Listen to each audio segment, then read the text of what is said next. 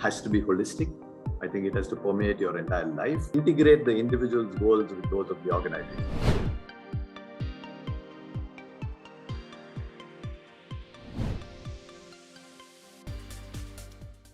So this another long-held belief of mine is that in the attempt to articulate an idea, we always lose because language is limiting. Let me explain that to you. Happiness at work implies a set of things, right?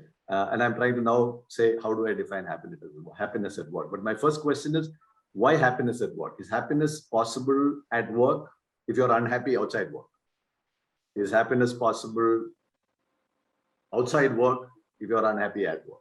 I come from this point of view that an individual is an integrated whole, and that we struggle to fit these concepts into articulation, which doesn't always resonate clearly. So I would actually prefer, and I mentioned this earlier, that I have some thoughts around this happiness at work idea.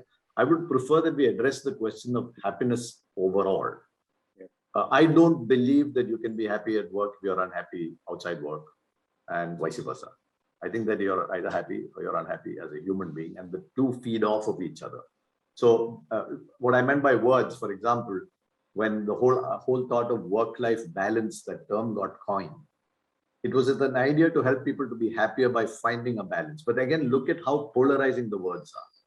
Because what you're really saying when you say work-life balance is that you're implying that these are two opposing forces, work and life. You only balance opposing forces. If there's no opposite forces, there's no need to balance. So already in your verbology, you've planted the thought that, oh, these are things that are in completely opposite dimensions, and I need to find a way to balance them, right? And I do remember this, not to pat myself on the back, but maybe slightly to pat myself on the back. I prefer to think of it as work-life integration, which was in my head long before the word actually came in. It came into popular lexicon, and we look at work-life integration. So the problem I have is with words. I don't think we should separate them. I think the pursuit of happiness is definitely on. I think all people are part of that, because like the Dalai Lama says, every living being has only two goals: wants to avoid pain and wants to find pain and suffering, and wants to find happiness, however you may define that happiness. So I kind of believe that the pursuit of happiness is enormously important. I believe also that the pursuit of happiness has to be holistic. I think it has to permeate your entire life. I think you have to recognize that there will be forces playing throughout your life, whether you're at home with the family, doing something else, with your hobbies, or at work. And words sometimes have a shrinking effect. Khalil Gibran said this about words, right? He said, and thinking. He said, for thought is a bird of space, that in a cage of words may indeed unfold its wings but cannot fly. I subscribe to that. And I'm very conscious when I use words to say, okay, how does that sound? Does it really hang together and all of that? So again, I don't know if I've answered the question, or at least I've put some ideas into the question. The core thought here is integration. The core thought here is happiness is very much worthwhile pursuing, and that it should be a holistic pursuit by the person, not by the employee versus the father versus the brother versus the son. It's holistic.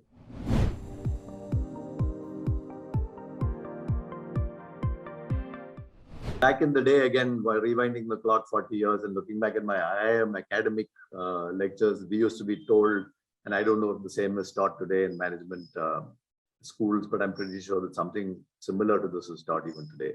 And the jargon then was, integrate the individual's goals with those of the organization.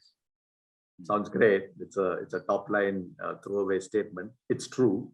It's a cliche, but it's true, which is that the individual has to feel that by furthering the goals of the organization, she is getting to her own goals as well. Was supposed to be a mantra to keeping employees motivated and happy and all of that. But if I kind of throw away the academic part of the question and personalize it, right? I have felt most content and empowered when the following things were true of my work environment. I felt heard, I felt respected, I felt valued, I felt my work had impact, I could tangibly I felt I was making a difference.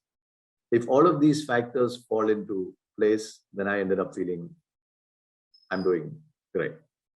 I'm happy to come to work because I'm looking forward to it, because I have a voice, I am contributing, I am respected. People around me, therefore, like me. Maybe unfashionable in professional circles, but I need to feel liked. I need to feel part of something. I need to feel part of something bigger. Of course, at a slightly more elevated level, I want to feel part of something bigger than me. And that something means something to me. Being part of something bigger than me means something, right? And there are many examples in the corporate world of companies that offer those kind of outlets as well.